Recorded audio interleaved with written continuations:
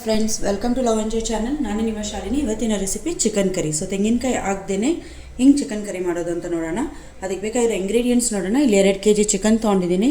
ಇದು ರುಬ್ಬೋದಕ್ಕೆ ಬೆಳ್ಳುಳ್ಳಿ, ಶುಂಠಿ, 4 ಫುಲ್ ಟೊಮೆಟೊ ತೊಗೊಂಡಿದ್ದೀನಿ. ಒಂದು ದೊಡ್ಡ ಸೈಜಲ್ಲಿ ಆನಿಯನ್ ತೊಗೊಂಡಿದ್ದೀನಿ, ಈರುಳ್ಳಿ, ಸ್ವಲ್ಪ ಕೊತ್ತಂಬರಿ ಸೊಪ್ಪು. ಇದು ರುಬ್ಬೋದಕ್ಕೇ ಒಣಗಿದ ಮೆಣಸಿನ್ಕಾಯಿ 2 ಸ್ಟಾರು, ಒಂದು ಅರ್ಧ ಸ್ಪೂನಷ್ಟು ಜೀರಿಗೆ, 1 ಸ್ಪೂನಷ್ಟು ಮೆಣಸು, 2 ಏಲಕ್ಕಿ, ಒಂದು ಸ್ವಲ್ಪ ಚಕ್ಕೆ, ಒಂದು 6ರಿಂದ 7 ಲವಂಗ, 1-2 ಟೇಬಲ್ ಸ್ಪೂನಷ್ಟು ಧನಿಯಾ.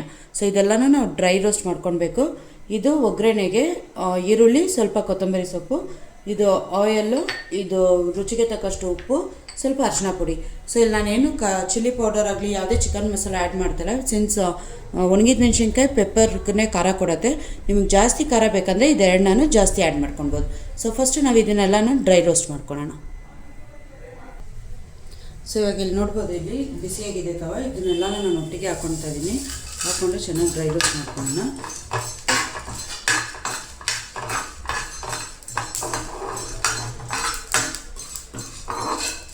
ಸೊ ಇದೆಲ್ಲ ಚೆನ್ನಾಗಿ ರೋಸ್ಟ್ ಮಾಡ್ಕೊಳ್ಳಿ.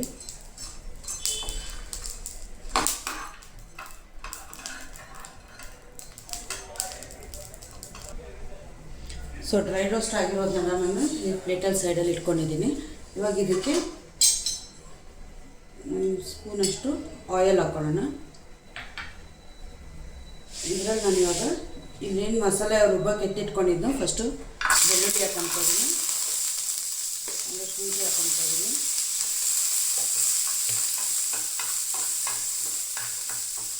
ಸ್ವಲ್ಪ ಚೆನ್ನಾಗಿ ಫ್ರೈ ಆಗಿದ ತಕ್ಷಣ ಇದರಲ್ಲೇ ಆನಿಯನ್ ಹಾಕ್ಕೊಳ್ತಾ ಇದ್ದೀನಿ.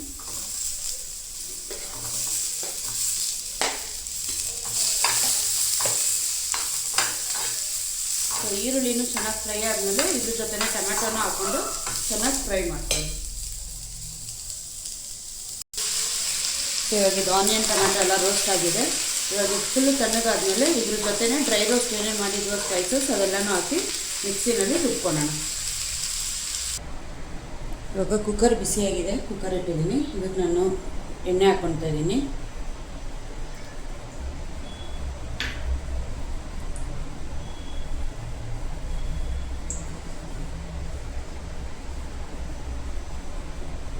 ಎಣ್ಣೆ ಬಿಸಿಯಾಗಿದೆ. ಇವಾಗ ಇದಕ್ಕೆ ನಾನು ಈರುಳ್ಳಿ ಏನು ತೆಗೆದಿಟ್ಟಿದ್ನ ಒಗ್ಗರಣೆಗೆ ಅಂತ ಹೇಳ್ಬಿಟ್ಟು ಈರುಳ್ಳಿ ಹಾಕ್ತಾಯಿದ್ದೀನಿ.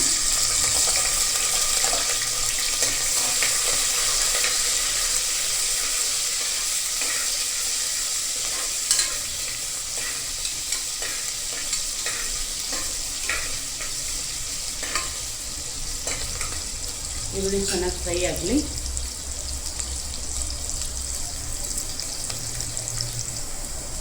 ಈರುಳ್ಳಿ ಚೆನ್ನಾಗಿ ರೋಸ್ಟ್ ಆಗಿದೆ. ಇವಾಗ ನಾನು ಇದಕ್ಕೆ ಏನು 2 kg ಚಿಕನ್ ತೆಗೆದಿಟ್ಟಿದ್ನೋ ಎಲ್ಲ ಚಿಕನ್ ಇದರಲ್ಲಿ ಹಾಕ್ಕೊಂಡು ಫ್ರೈ ಮಾಡೋಣ.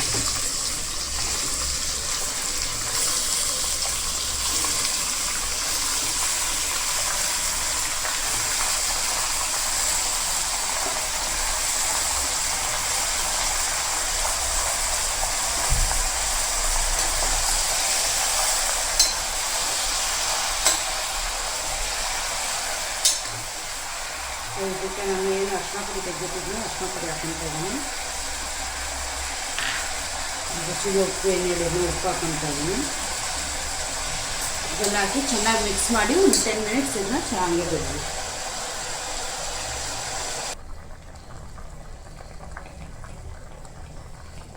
ಸೊ ಇವಾಗ ಇಲ್ಲಿ ಚಿಕನ್ ಆಲ್ಮೋಸ್ಟ್ ಒಂದು 5 to 10 ಮಿನಿಟ್ಸ್ ಆಗಿದೆ.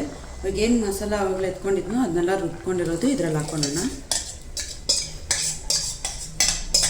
ನೀರೇನು ಆ್ಯಡ್ ಮಾಡೋಕ್ಕೆ ಹೋಗಬೇಡಿ, ಯಾಕಂದರೆ ಚಿಕನ್ನಲ್ಲೇ ನೀರು ಬಿಟ್ಕೊಳತ್ತೆ. ಸೊ ಅದರಿಂದ ನೀರನ್ನು ಆ್ಯಡ್ ಮಾಡೋಕ್ಕೆ ಹೋಗಬೇಡಿ.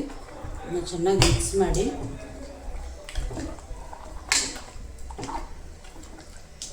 ಮತ್ತೆ ನೀರು ಹಾಕಿದ್ರೆ ಅದು ನೀರು ಥರ ಆಗುತ್ತೆ. ಯಾಕಂದರೆ ನಾವು ತೆಂಗಿನಕಾಯಿನೂ ಹಾಕಿಲ್ಲ, ಸೊ ಹಂಗೆ ಗಟ್ಟಿಯಾಗಿ ಬರಬೇಕು.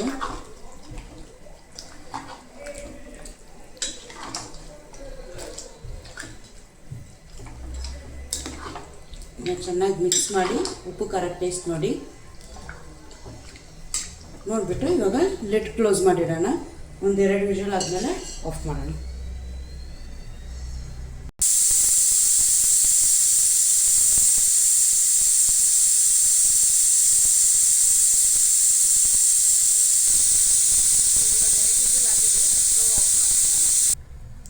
ಸೊ ಫ್ರೆಂಡ್ಸ್, ಚಿಕನ್ ಸಾರು ರೆಡಿಯಾಗಿದೆ. ನೀವು ಟ್ರೈ ಮಾಡಿ, ತುಂಬ ಚೆನ್ನಾಗಿರುತ್ತೆ ತೆಂಗಿನಕಾಯಿ ಹಾಕ್ದೇ. ಈ ವಿಡಿಯೋ ಇಷ್ಟ ಆದರೆ ಲೈಕ್ ಮಾಡಿ, ಶೇರ್ ಮಾಡಿ, ಕಮೆಂಟ್ ಮಾಡಿ. ಪ್ಲೀಸ್ ನನ್ನ ಚಾನಲ್ನ ಸಬ್ಸ್ಕ್ರೈಬ್ ಮಾಡಿ. Thank you.